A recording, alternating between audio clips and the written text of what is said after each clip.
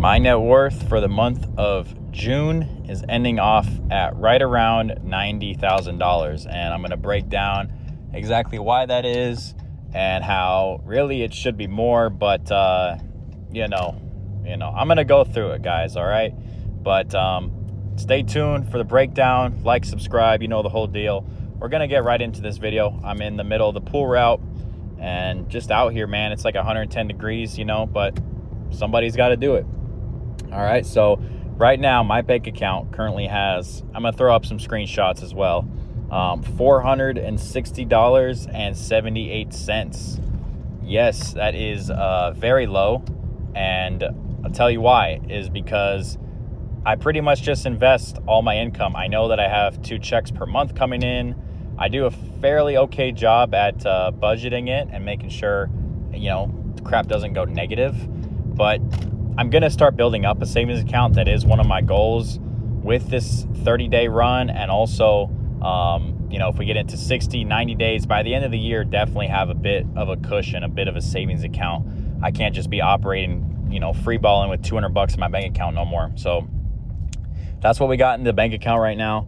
And my next account is my 401k. This is currently my biggest account, and this isn't really the most up to date. I think it's probably a bit more, but it's fine. I have contributions that are settling about to go in, but that is currently up to $39,467.52. This is essentially just in VXIAX or VOO. I want to say it's VOO.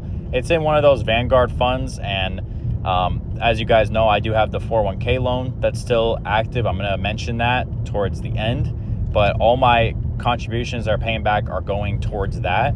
So, if once I get that down, that could be significantly higher as well. And all that money is just going back to straight investments.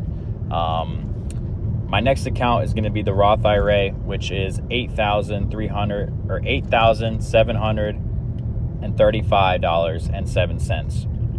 Now, this one should also be significantly higher, but I did take a pretty large gamble on MSTR, and that's kind of why I'm moving away from picking individual stocks for that reason. I'm now in my Roth just buying ETFs, and I will say, though, that the MSTR thing, man, it hurts, but I haven't sold.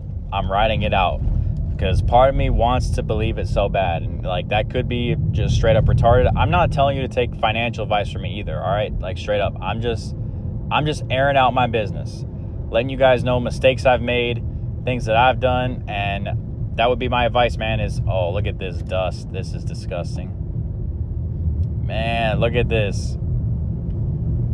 That's crazy.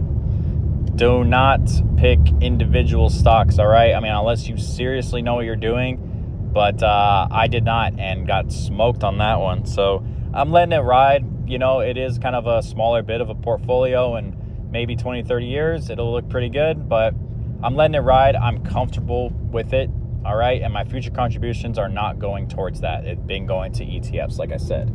So outside of my Roth, after that, I got what I'm going to call it crypto. You guys know how I feel about crypto, but I'm not going to say exactly which ones or which one I own for just private reasons. But in my crypto account, I currently have $33,830.80. This is been in a huge drawdown, and my portfolio has basically just stayed level, because although it's been going down significant, I've just been buying like a madman. I feel like we're on a discount and everything else is up, and this is the only thing that's down. So I feel like in terms of what I should buy, that kind of makes the most sense. But let me know your thoughts. Let me know if you think I'm just an absolute tard and what the deal is. But I feel like it's going to play out pretty good. I mean, I do want to make some Bitcoin videos and get pretty heavily into it, because it's pretty sick. It is pretty sick. I can't get into it, guys, because I will absolutely ramble, all right? But anyway, that's my crypto holdings. And then I did throw in the value of my 2022 Charger. And I know some people don't do their net worth. Some people do. Some people only do it if it's paid off. I just have the value of it with what it goes for right now based on Credit Karma. Also don't know how accurate that is, but it said $21,875. I feel like that's kind of accurate because I had bought it for 25, and then it's been about, oh shoot, has it been? It's been about 2 years, and so it's lost about 4,000 in value, which I don't know the math, but anyway, I throw my car in there because I also include my car loan in there. So if it is paid off, then I will include obviously fully my car because it's paid off. Yes, it's depreciating, but at the end of the day, it is something that I could trade for money, for currency. So what the heck?